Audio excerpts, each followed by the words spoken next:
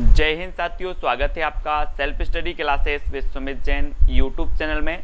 दोस्तों, हिंदी साहित्य में हमने रीतिकाल का विस्तृत अभ्यास कर लिया। ठीक है, रीतिकाल में सभी काव्य धाराएं जो भी थी, रीति सिद्ध थी, रीतिबद्ध या फिर रीति मुक्त, एक जो काव्य धाराएं थी उनके बारे में हमने अध्ययन किया। ठीक है, और इनके बारे में जाना, इनके सारे क्वेश्चन पढ़े, रचनाएं पढ़ी, ये सारी चीज़ें हमने पढ़ ली हैं। अब हमें दोस्तों रीतिकाल का कुछ अभ्यास करना है, जिसमें महत्वपूर्ण जो आपके फैक्ट हैं, जो आपके महत्वपूर्ण बिंदु हैं, उनके बारे में चर्चा करेंगे। ठीक है, आज दोस्तों सबसे पहले हम जानेंगे कि रीतिकाल की सही समय सीमा क्या है। अब आपको पता होगा कि जो आचार्य रामचंद्र शुक्ल जी थे, इन्होंने दोस्तों मध्यकाल को दो भागों में बांटा, उत्तर मध्यकाल और पूर्व मध्यकाल, है ना। पूर्व मध्यकाल को इन्होंने भक्ति काल और उत्तर मध्यकाल को रीतिकाल नाम दिया। ठीक है, और यहाँ पर आपसे पूछा गया कि रीतिकाल की जो समय सीमा है वो समय सीमा क्या है। तो चार विकल्प हैं, समय सीमा हमें यहाँ पर बताना है, तब आपका बिल्कुल सही आंसर क्या हो जाएगा। समय सीमा में चार विकल्प अब आपको दिए जाएंगे: संवत 1700 से 1900, संवत 1700 से 1984, संवत 1650 से 1800 या फिर संवत 1800 से 1900। तो रीतिकाल की सही समय सीमा यहाँ से आपसे पूछा गया और आपका बिल्कुल सही आंसर जो हो जाएगा वो क्या हो जाएगा, विकल्प नंबर 1, यानी कि संवत 1700 से 1900 का जो काल है वो आपका क्या है, रीतिकाल है। ठीक है, 1 नंबर आपका बिल्कुल सही है। रीति शब्द का सही अर्थ बताना है दोस्तों। रीति शब्द का अर्थ क्या है? श्रृंगार प्रधान रचना या फिर काव्यांग निरूपण, काव्य रचना की स्वच्छंद पद्धति या अलंकार प्रधान काव्य रचना। तो रीति शब्द का सही अर्थ बताना है। आप लोग पढ़ते हैं रीति काल में रीति शब्द का सही अर्थ क्या है। तो प्रश्न क्रमांक 2 का आपका जो आंसर होगा विकल्प नंबर प्रश्न क्रमांक 2 का, तो रीति शब्द का जो सही अर्थ लिया जाता है दोस्तों, वो लिया जाता है काव्यांग निरूपण, यानी कि बी नंबर आपका बिल्कुल सही है। यानी कि जो काव्यांग है, काव्य के जितने भी अंग हैं, ठीक है, उनका सभी का प्रयोग करना क्या कहलाती है, रीति कहलाती है। काव्य में आपने काव्य के सभी अंगों का आपने प्रयोग किया, वो रीति है। ठीक है, तो काव्यांग निरूपण सी नंबर आपका बिल्कुल सही हो जाएगा। रीतिकाल को श्रृंगार काल किसने कहा? रीतिकाल को श्रृंगार काल कई बार पूछा गया है दोस्तों, और 3 नंबर मैंने आपको कई बार याद भी करवाया है कि विश्व के लोग क्या करते हैं, श्रृंगार करते हैं। श्रृंगार हमारे भारत के लोग ही नहीं करते, पूरे विश्व के लोग करते हैं श्रृंगार। यानी कि रीतिकाल को जो श्रृंगार काल कहेंगे वो कौन कहेंगे? विश्व से आपका बनेगा दोस्तों विश्वनाथ प्रसाद मिश्र, यानी आपका सी नंबर जो है वो बिल्कुल सही हो जाएगा। ठीक है, विश्वनाथ प्रसाद मिश्र ने इसे श्रृंगार काल कहा है, ये चीज़ आपको याद रखनी है। ठीक है, सी नंबर। और अगला क्वेश्चन है, उत्तर मध्यकाल का नामकरण अलंकृत काल किसने किया? उत्तर मध्यकाल का जो नामकरण है वो अलंकृत काल बताना है, ये किसने किया है? मिश्र बंधुओं ने, बच्चन सेन ने, विश्वनाथ प्रसाद ने या फिर रामचंद्र शुक्ल ने। उत्तर मध्यकाल का नामकरण अलंकृत काल किसने कहा है? अभी हमने पढ़ा था, विजय जी क्या पढ़ा था कि जो विश्वनाथ प्रसाद जी हैं इन्होंने रीतिकाल को श्रृंगार काल कहा। लेकिन बात करें उत्तर मध्यकाल का नामकरण अलंकृत काल किसने किया, तो सभी लोगों को पता है कि जब हम अलंकार की बात कहते हैं तो अलंकार में यानी कि सब कुछ आ जाता है, जब मिश्रित कर दिया जाता है वो कहलाता है अलंकार। ठीक है, यानी कि मिश्र कर दिया तो मिश्र बंधु, ए नंबर आपका बिल्कुल सही हो जाएगा। अगला प्रश्न है, हिंदी साहित्य के उत्तर मध्यकाल को सर्वप्रथम रीतिकाल किसने कहा? जी हाँ दोस्तों, रीतिकाल बताना है किसने कहा है? राहुल सांकृत्यायन ने, रामचंद्र शुक्ल ने, राम कुमार वर्मा या फिर मिश्र बंधुओं ने। देखो यहाँ पर क्वेश्चन क्या कर दिया गया, सर्वप्रथम, तो यहाँ से माइंड घूम जाता है कुछ लोगों का, और सही किया कराया गलत भी कराते हैं। तो सर्वप्रथम रीतिकाल किसने माना है? तो ये रामचंद्र शुक्ल जी ने माना है, और आपका जो विकल्प नंबर बी है वो बिल्कुल सही हो जाएगा। ठीक है, बी नंबर आपका बिल्कुल सही होगा। हिंदी साहित्य के उत्तर मध्यकाल को कलाकाल किसने कहा है? हिंदी साहित्य के उत्तर मध्यकाल को कलाकाल किसने कहा है? तो आचार्य रामचंद्र शुक्ल जी ने, पंडित हजारी प्रसाद द्विवेदी ने, या फिर रमाशंकर शुक्ल रसाल ने, या विश्वनाथ प्रसाद मिश्र ने। हिंदी साहित्य के उत्तर मध्यकाल को कलाकाल किसने कहा, यानी प्रश्न क्रमांक 6 का आंसर हमें बताना है। और आपका जो बिल्कुल सही आंसर होगा कलाकाल कहा दोस्तों किसने? रमाशंकर शुक्ल रसाल ने। ठीक है, रमाशंकर शुक्ल रसाल, यानी कि आपका जो विकल्प नंबर डी है वो डी नंबर बिल्कुल सही हो जाएगा। ठीक है, रमाशंकर शुक्ल रसाल, डी नंबर बिल्कुल सही है। रीतिकाल की विशेषताओं के संदर्भ में कौन सा कथन असत्य है? विशेषताओं के संदर्भ में बताना है। विशेषताओं के संदर्भ में 5 का उत्तर आपका दोस्तों है सर्वप्रथम रीतिकाल कहा तो रामचंद्र शुक्ल ने कहा। 5 का उत्तर रामचंद्र शुक्ल आपका सही होगा। ठीक है, और हिंदी साहित्य के उत्तर मध्यकाल को रमाशंकर शुक्ल ने कलाकाल कहा। प्रश्न क्रमांक 7 का उत्तर बताना है। रीतिकाल की विशेषताओं के संदर्भ में कौन सा कथन असत्य है? आपने विशेषताएं पढ़ी हैं रीतिकाल की, असत्य कथन हमें बताना है, तो कौन सा कथन असत्य है? रीतिकाल असत्य कथन बताएंगे। रीतिकाल की प्रमुख भाषा ब्रज है। रीतिकाल में मुक्तक काव्य की प्रधानता है। रीतिकाल में लक्षण ग्रंथों की प्रमुखता है, या फिर रीतिकाल में प्रकृति का आलम्बन के रूप में वर्णन हुआ है। तो आपका क्या सही हो जाएगा? रीतिकाल की विशेषताओं के संदर्भ में कौन सा कथन असत्य हो जाएगा? आपने विशेषताएं पढ़ी होंगी, यानी कि यहाँ से आपको पता चलता है कि विशेषताएं पढ़ना आपको कितनी ज़रूरी हैं, है ना। और आपका विकल्प नंबर जो 7 है वो बिल्कुल सही हो जाएगा। ठीक है, 7 का विकल्प नंबर जो आपका डी है, डी यानी कि रीतिकाल में प्रकृति का आलम्बन के रूप में वर्णन किया गया, ये डी नंबर बिल्कुल सही, गलत मतलब सही हो जाएगा। यहाँ पर असत्य कथन हो जाएगा डी नंबर। ठीक है, अगला है कौन सा कथन असत्य है? केशव रीति मुक्त धारा के कवि हैं, बिहारी रीति सिद्ध धारा के कवि हैं, रीतिबद्ध धारा के कवियों को आचार कवि कहा जाता है, या फिर रीतिबद्ध धारा के कवियों में लक्षण ग्रंथों की रचना की है। तो असत्य कथन बताना है कौन सा है? केशव रीति मुक्त धारा के कवि हैं, है ना। हाँ, प्रकृति का उद्दीपन रूप में वर्णन किया, बहुत बढ़िया खुशबू सोनी जी। कौन सा कथन असत्य है? असत्य बताना है। प्रश्न क्रमांक 8 का आंसर, और 8 का आपका बिल्कुल सही आंसर होगा कि कौन सा कथन असत्य है। और यहाँ पर आपने पढ़ा पहला कथन कि केशव रीति मुक्त धारा के कवि हैं, यही कथन आपका क्या हो जाता है दोस्तों? असत्य हो जाता है। असत्य यानी कि जो आपका आ नंबर है वो बिल्कुल सही हो जाएगा, असत्य आपका सही हो जाएगा। ठीक है, ए नंबर। बाकी बिहारी रीति सिद्ध धारा के कवि हैं, बिल्कुल सही है। रीति धारा के कवियों को आचार कवि कहा जाता है, बिल्कुल सही है। रीतिबद्ध धारा के कवियों ने लक्षण ग्रंथों की रचना की, ये भी आपका सही हो जाएगा।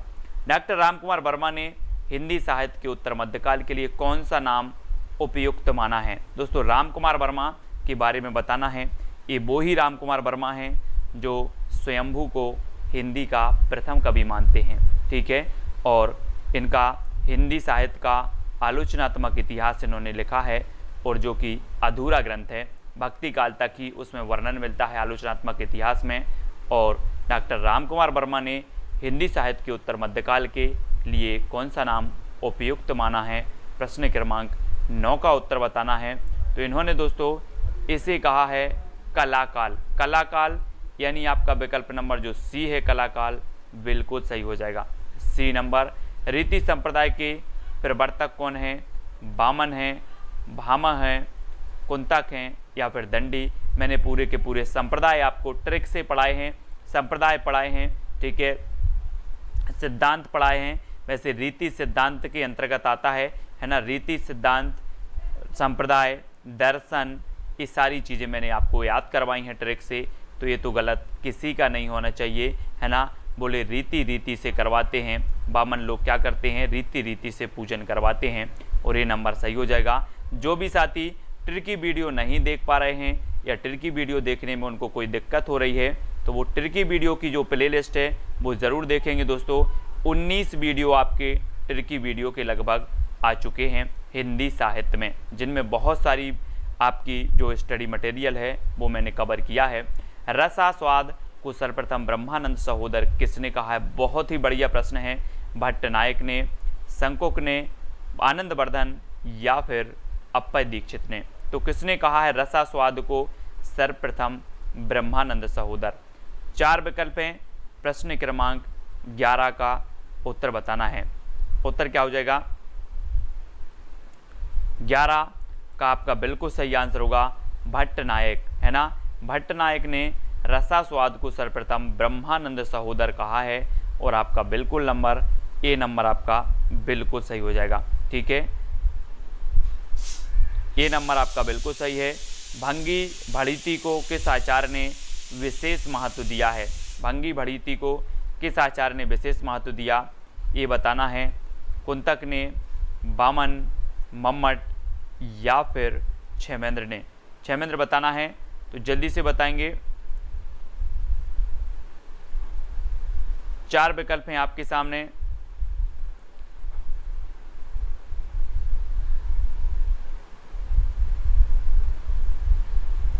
तो जल्दी से बताना है हमें। प्रश्न क्रमांक अपना 11 है। 12 भंगी भड़ीती को किस आचार्य ने विशेष महत्व दिया? वो प्रश्न क्रमांक 12 का जो आपका राइट आंसर होगा वो क्या हो जाएगा? 12 का आंसर आपका बिल्कुल सही आंसर हो जाएगा कुंतक। कुंतक यानी कि जो आपका ए नंबर है वो बिल्कुल सही हो जाएगा, ए नंबर। ठीक है, ध्वनि संप्रदाय के प्रवर्तक आचार्य कौन है? ध्वनि संप्रदाय की बताना है। भट्टनायक, विश्वनाथ, आनंदवर्धन या फिर मम्मट? तो ध्वनि संप्रदाय के जो प्रवर्तक आचार्य माने जाते हैं वो कौन माने जाते हैं? प्रश्न क्रमांक 13 का आंसर, और वो माने जाते हैं दोस्तों आनंदवर्धन। ठीक है, आनंदवर्धन यानी कि आपका 1 नंबर बिल्कुल सही हो जाएगा। अब अगला क्वेश्चन है, रीति रात्मा काव्यस ये युक्ति किसकी है? उक्ति बताना है, ये उक्ति किसकी है? 4 विकल्प हमारे सामने हैं, 4 में से हमें चयन करना है। उत्तर हमारा क्या हो जाएगा वो आपको बताना है।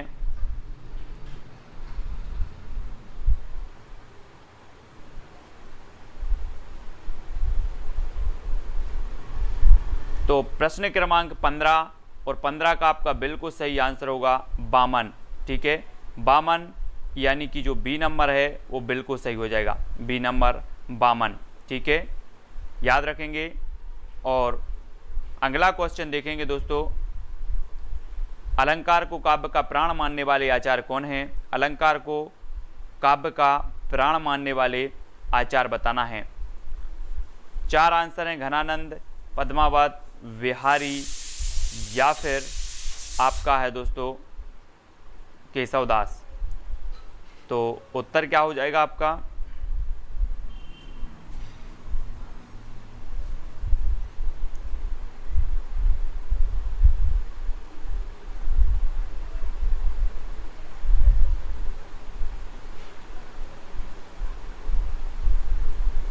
प्रश्न क्रमांक 16 और राइट आंसर होगा केशवदास। अलंकार को काव्य का प्राण मानने वाले जो आचार्य हैं वो हैं केशवदास, यानी आपका उत्तर हो जाएगा विकल्प नंबर सी।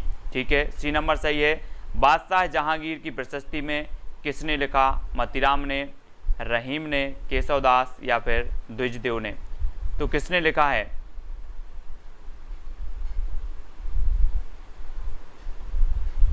किसने लिखा बादशाह जहांगीर की प्रशस्ति में?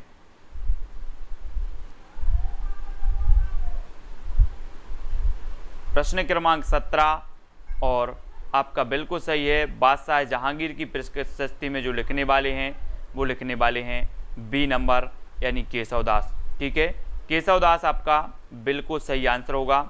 अगला क्वेश्चन देखते हैं दोस्तों,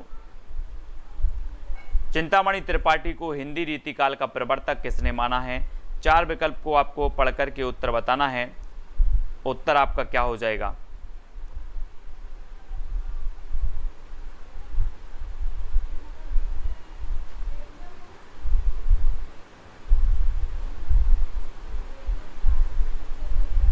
प्रश्न क्रमांक 18 की रीतिकाल का प्रवर्तक चिंतामणि त्रिपाठी को मानने वाले बहुत ही बढ़िया प्रश्न है, और वो माना है दोस्तों आचार्य रामचंद्र शुक्ल ने। और इनका एक निबंध संग्रह है चिंतामणि भाग 1 और भाग 2, है ना। चिंतामणि, तो चिंतामणि, इनको चिंता ज़्यादा थी रामचंद्र शुक्ल को, और उन्होंने चिंतामणि त्रिपाठी को हिंदी रीतिकाल का प्रवर्तक माना। और सी नंबर आपका बिल्कुल सही हो जाएगा, सी नंबर। ठीक है, अगला क्वेश्चन है वर्णो रीति सुभान ज्यों वृत्ति वृत्ति सी मित, कथन किसका है? ये कथन बताना है, ये कथन किसका है?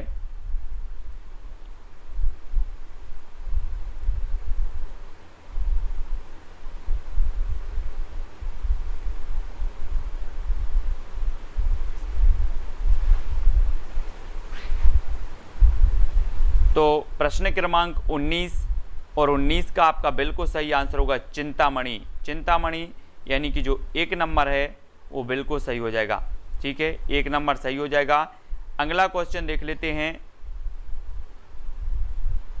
कि देव कवि ने रीति को कहा है, तो क्या कहा? देव कवि ने रीति को क्या कहा है, ये चीज बतानी है।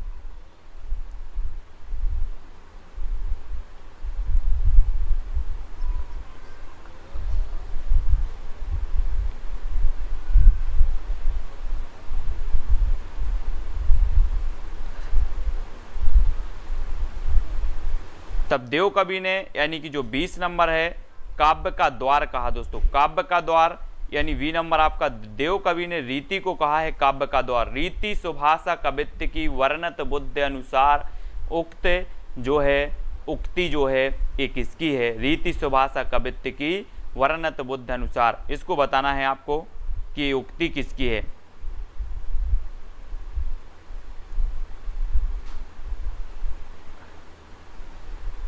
तो 4 विकल्पों में से आप चयन करें और उत्तर आपको बताना है 21 का, और 21 का आपका बिल्कुल सही है रीति सुभाषा कवित्व की। ये दोस्तों ये है चिंतामणि। चिंतामणि यानी कि जो विकल्प नंबर सी है वो बिल्कुल सही हो जाएगा। अपनी अपनी रीति के काव्य और कवि रीति पंक्ति से रीति शब्द के किस अर्थ की अभिव्यक्ति हुई है? तो किस अर्थ की अभिव्यक्ति हुई है? किसकी हुई है? काव्य स्वभाव की, काव्य द्वार की, काव्य रचना पद्धति, या फिर ये सभी? किसकी हुई है?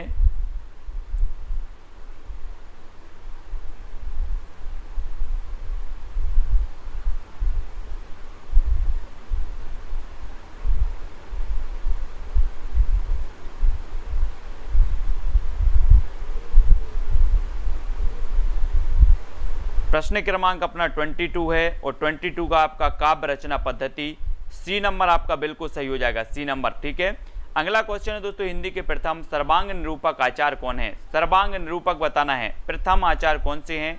तो उत्तर हो जाएगा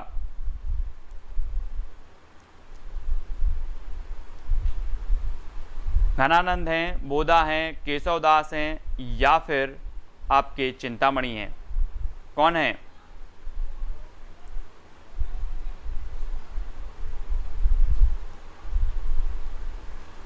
और 23 यानी कि आपका 23 का केशवदास बिल्कुल सही होगा। हिंदी के प्रथम सर्वांग निरूपक आचार्य माने जाते हैं दोस्तों, कौन माने जाते हैं? आपके केशवदास। ठीक है, केशवदास यानी कि जो डी नंबर है वो आपका बिल्कुल सही होगा, डी नंबर। ठीक है, रीतिकाल कवियों को कितनी श्रेणियों में विभाजित किया गया? कितनी श्रेणियों में विभाजित किया है दोस्तों रीतिकाल के कवियों को?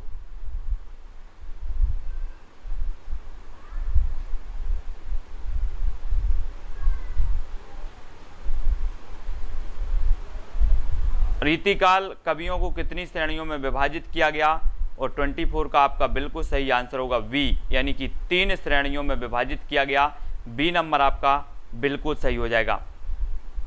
रीतिकालीन काव्यधारा नहीं है तो कौन सी नहीं है? 4 विकल्प में से हमें चयन करना है कि रीतिकालीन जो काव्यधारा है वो कौन सी नहीं है।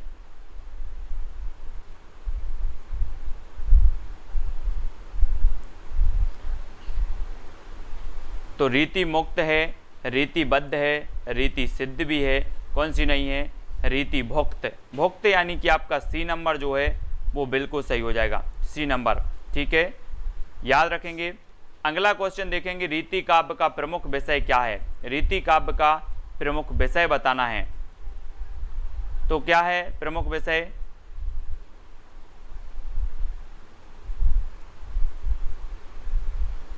रीतिकाव्य यानी कि प्रश्न क्रमांक 26 है और 26 का श्रृंगार आपका सी नंबर बिल्कुल सही होगा। रीतिकाव्य का प्रमुख विषय क्या है? श्रृंगार। ठीक है, श्रृंगार सही हो जाएगा। अगला है रीतिकाव्य का मूल स्रोत क्या है दोस्तों? रीतिकाव्य का मूल स्रोत बताना है। भक्तिकालीन संत साहित्य, भक्तिकालीन कृष्ण साहित्य, भक्तिकालीन राम साहित्य या फिर संस्कृत के काव्य शास्त्रीय ग्रंथ। तो आपका राइट आंसर क्या होगा?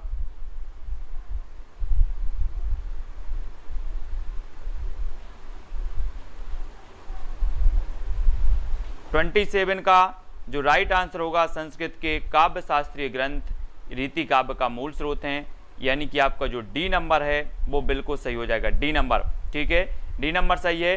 काव्य शास्त्र की परंपराओं के अनुसार लक्षण ग्रंथों की रचना करने वाले कवि किस काव्य धारा के अंतर्गत आते हैं? किस काव्य धारा की? रीतिबद्ध, रीति मुक्त या फिर रीति सिद्ध। ये चार में से हमें बताना है किस काव्य धारा के अंतर्गत आते हैं दोस्तों। चार में से बताएं, आपका राइट आंसर क्या हो जाएगा?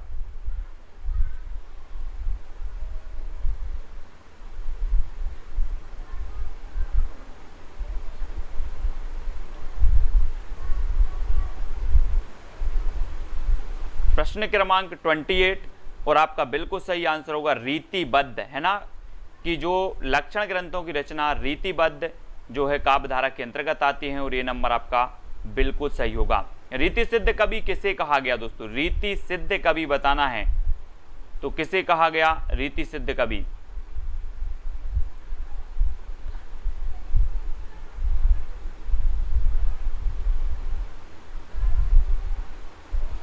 और 29 का आंसर हमें बताना है, और 29 का आपका बी नंबर, कि जिन कवियों ने कोई लक्षण ग्रंथ नहीं लिखा किंतु अपने काव्य में रीति परंपरा का अनुसरण अवश्य किया है, और बी नंबर आपका यहाँ पर बिल्कुल सही हो जाएगा। ठीक है, बी नंबर जिन्होंने भी बताया उनका आंसर बिल्कुल सही हो जाएगा। ठीक है, अब अगला क्वेश्चन देख लेते हैं दोस्तों। अगला है रीति काव्य को गुंडेपन और सोहदेपन की हरकत किसने कहा है? गुंडेपन और सोहदेपन की हरकत बताना है, किसने कहा है? तो जल्दी से बताएं।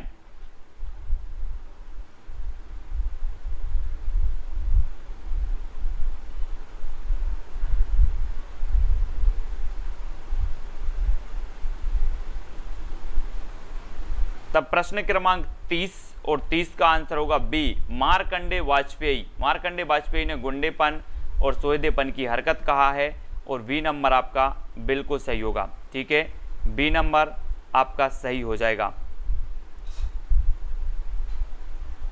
अगला क्वेश्चन है रीतिकालीन कवियों पर भाषा में मिश्रण करने एवं व्याकरण के नियमों की अवहेलना करने का आरोप किस आलोचक ने लगाया है? ये चीज आपको बतानी है। चार विकल्प आपके सामने हैं, चार में से आपको चयन करना है। तो किस आचार्य ने लगाया है दोस्तों? जल्दी से बताएं। 31 का आंसर बताना है, और 31 का आपका बिल्कुल सही आंसर होगा आचार्य रामचंद्र शुक्ल, यानी ये नंबर आपका बिल्कुल सही होगा। रीतिकाल की सर्वाधिक व्यापक प्रवृत्ति है तो कौन सी है? व्यापक प्रवृत्ति बतानी है, कौन सी है? कौन सी है सबसे व्यापक प्रवृत्ति?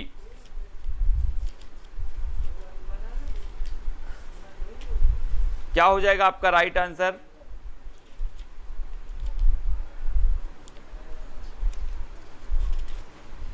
प्रश्न क्रमांक है अपना 32, और आपका बिल्कुल सही आंसर होगा रीतिकाल की सर्वाधिक व्यापक प्रवृत्ति है नायिका भेद और श्रृंगार रस विवेचन। ठीक है, अगला क्वेश्चन यहां पर हमें बताना है रीतिबद्ध काव्यधारा के कवि कौन है? रीतिबद्ध काव्यधारा के, रीतिबद्ध बताना है, तो कौन है रीतिबद्ध के? रीतिबद्ध काव्यधारा के कवि हमें बताना है।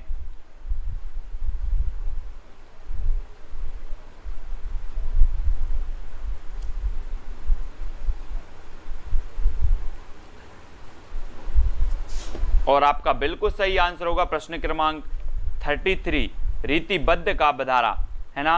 और हो जाएगा आपका जो चिंतामणि है ये रीतिबद्ध काव्यधारा से संबंधित हैं। और आपका सी नंबर बिल्कुल सही होगा। रीति सिद्ध काव्यधारा के कवि बताना है देव, चिंतामणि, मतिराम या फिर बिहारी। तो कौन है रीति सिद्ध काव्यधारा? रीति सिद्ध यानी कि आपका 34 का आंसर बताना है। 34 रीति सिद्ध काव्यधारा के कौन हो जाएंगे? रीतिबद्ध, रीति सिद्ध और रीति मुक्त काव्यधारा, ये सारी काव्यधाराएं चली और 34 का आपका बिल्कुल सही आंसर होता है बिहारी। बिहारी यानी कि आपका डी नंबर, ये रीति सिद्ध काव्यधारा के कवि थे। डी नंबर आपका बिल्कुल सही हो जाएगा। ठीक है, घनानंद किस काव्यधारा के कवि हैं दोस्तों? घनानंद बताना है 34 रीति मुक्त, रीतिबद्ध या फिर रीति सिद्ध या इनमें से कोई नहीं। तो आपने पढ़ा है कि जो घनानंद जी हैं, है ना, 35 का आंसर आपका हो जाएगा ये रीति मुक्त काव्यधारा के हैं। ठीक है, रीति मुक्त यानी कि आपका जो ए नंबर है रीति भक्त घनानंद रीति मुक्त काव्यधारा के कवि हैं और ये नंबर आपका बिल्कुल सही हो जाएगा। सर्वांग निरूपक ग्रंथ कौन सा है दोस्तों? सर्वांग निरूपक बताना है कवित्र रत्नाकर है, शब्द रसायन है या फिर बिहारी सतसई या फिर रतन हजारा है। तो कौन सा है सर्वांग निरूपक ग्रंथ बताना है। 4 विकल्प हैं। 36 का आंसर और 36 का जो राइट आंसर आपका हो जाएगा वो क्या हो जाएगा? शब्द रसायन, है ना। ए बी नंबर बिल्कुल सही है। ये सर्वांग निरूपक ग्रंथ माना जाता है। B number. निम्नलिखित को सुमेलित करना है दोस्तों। ये 4 विकल्प हैं। कूट भी आपको दिया है ना, और सुमेलित आपको करना है। सुमेलित क्या हो जाएगा आपका दोस्तों? मैंने याद करवाया था आपको कि कुल की चिंता सभी को रहती है, यानी कि कवि कुल कल्पतरु किसकी हो जाएगी? चिंतामणि की हो जाएगी। ठीक है, फिर आपसे पूछा जाता है दोस्तों शब्द रसायन, शब्द रसायन किसकी है? तो देव कवि की है। शब्द में क्या देव? रसायन देव। शब्द में रसायन देव। जब आपके शब्द बहुत अच्छे लगेंगे तो शब्द में हमें रसायन, राशन पानी देना है ना। तो शब्द रसायन देव, तो देव कवि। ठीक है, काव्य निर्णय, काव्य का निर्णय जल्दी लेते हैं लोग, है ना, बेकारी दास। और रस पीयूष निधि, ये जो रचना है दोस्तों ये किसकी है? सोमनाथ। सोमनाथ यानी कि मैंने बताया था कि सोमरस बहुत सारे लोग यूज करते हैं, सोमनाथ, है ना, रस पीयूष निधि सोमनाथ। ठीक है, याद रखना।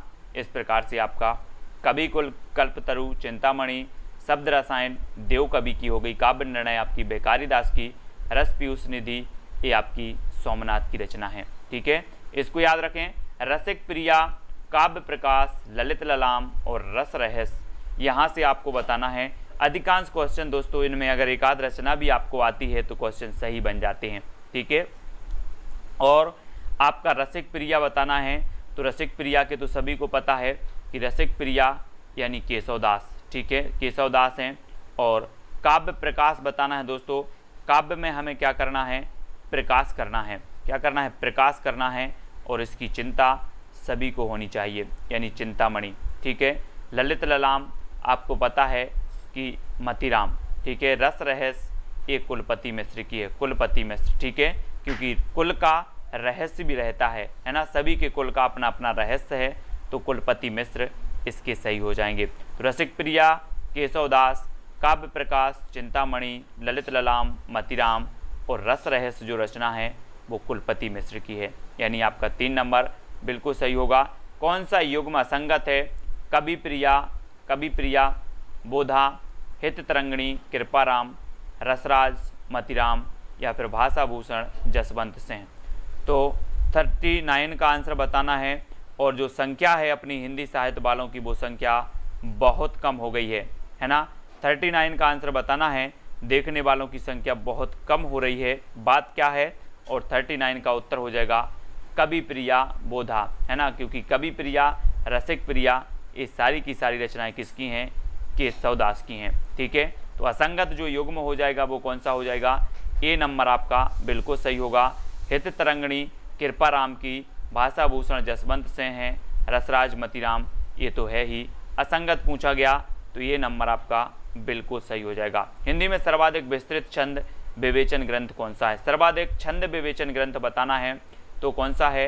और 40 का आंसर है और आपका बिल्कुल सही आंसर हो जाएगा 40 का छंदोरनव पिंगल, छंदोरनव पिंगल यानी कि जो बी नंबर है वो आपको बताना है, बी नंबर।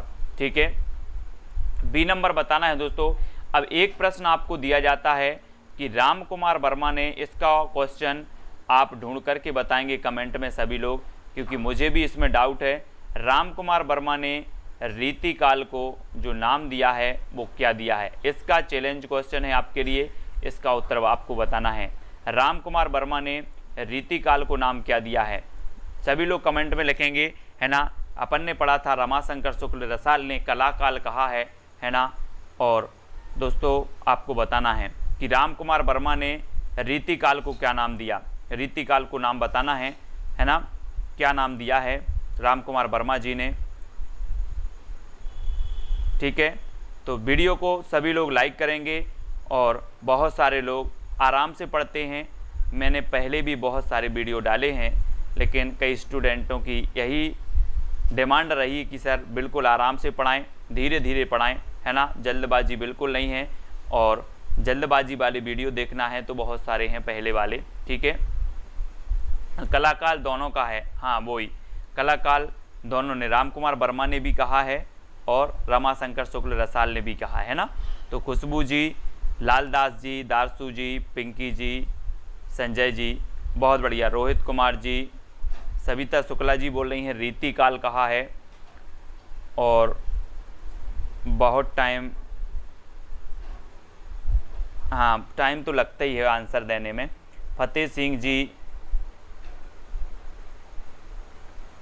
ठीक है, टेलीग्राम ऐप में क्विज चल रहे हैं, अच्छा, आशु जी, संतराम, दारसू जी और सोधम जी, नितेश, आशु गोंडवाल जी, आप लोग बहुत सारे टेलीग्राम ग्रुप से जुड़ गए हैं। एकमात्र टेलीग्राम ग्रुप से जुड़ना है जिसमें रवि सर जी चला रहे हैं, है ना, रवि सर जी। बाकी अन्य कोई टेलीग्राम में ऐसे नहीं जुड़ना है, क्योंकि आपकी, ठीक है, जो रवि सर चला रहे हैं आपकी, उसमें ही आपको जुड़ना है। ठीक है, बहुत सारे टेलीग्राम ग्रुप की लिंक आती है, तो जब आप ग्रुप से जुड़ते हो कोई भी ग्रुप से, तो आप उसकी जो है देख लिया करें कि वास्तव में आपके लिए सही है या नहीं है ना। क्योंकि बहुत सारे लोग ऐसे हैं जो लिंक भेज देते हैं ग्रुप की, है ना। तो ग्रुप को देखें और सही स्थान पर सही ग्रुप में आपको जुड़ना है, जहां पर आपकी सुरक्षित हैं, जहां पर आप अपने आप को सुरक्षित महसूस करते। ठीक है, गुंजन यादव जी, फतेह सिंह जी, पिंकी जी और रेखा जी, आर्ट्स, खुशबू जी, यशरत्ती जी, ठीक है, ममता जी, फतेह सिंह जी, सभी लोग वीडियो को लाइक करेंगे। ठीक है, रीना कोमल, ममता जी, ममता एमसी जी, है ना।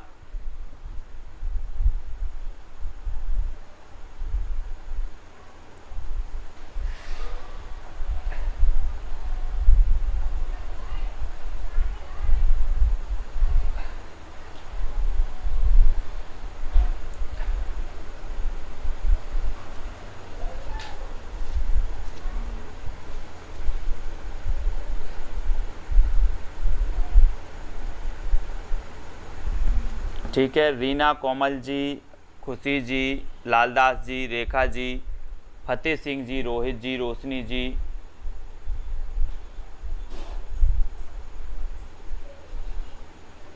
दारसू, रीता जी। ठीक है, मैं ग्रुप में लिंक दे दूंगा और एक ग्रुप में एक दूसरे ग्रुप की लिंक भी आ गई थी। ठीक है, दूसरे ग्रुप की लिंक भी आई थी हिंदी साहित्य की। तो हिंदी साहित्य में आप, ठीक है, वहीं जुड़ें जहां आपको अच्छा लगता है। ठीक है, जहां आपको लगता है कि मेरे लायक सही है वहां पर आप जुड़ें। मैं नहीं बोल रहा कि आप ना जुड़ें या कोई भी ऐसा ना करें, मेरी कोई पाबंदी नहीं है, आप लोगों की स्वतंत्रता है। जहां आपको लगता है कि मेरी पढ़ाई अच्छी हो रही है वहां पर आप जुड़ें, है ना। लेकिन थोड़ी सी भाई आपकी सुरक्षा हो जहां पर, ठीक है। मंजू बाला जी, फतेह सिंह जी, संतराम जी, दारसू जी, सभी को धन्यवाद। सभी लोग वीडियो को लाइक ज़रूर करेंगे। और सुबह वाला जो वीडियो है वहाँ पर दोस्तों मैंने आज तैयार किया है आपका हिंदी साहित्य अकादमी पुरस्कार से जो पुरस्कृत रचनाएं हैं उनका सेकंड पार्ट आज तैयार किया है। जो आपका 1-2 दिन के बाद निश्चित रूप से आएगा, है ना।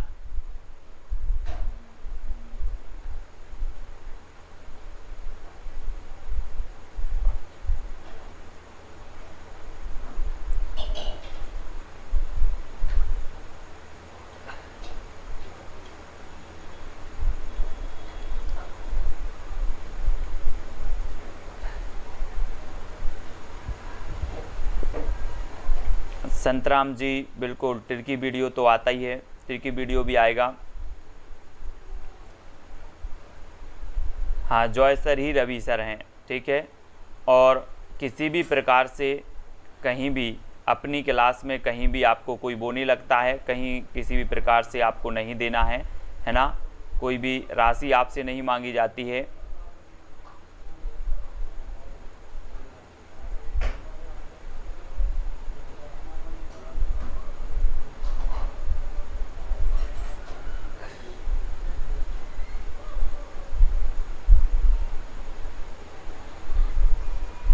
ठीक है, तो सभी लोग वीडियो को लाइक करेंगे और जिस भी आप ग्रुप में जुड़ते हैं उस ग्रुप में आप थोड़ा सा सोच समझ के अच्छे से जुड़ें, ठीक है, कहीं भी। और आज की वीडियो के लिए बस इतना ही। जय हिंद,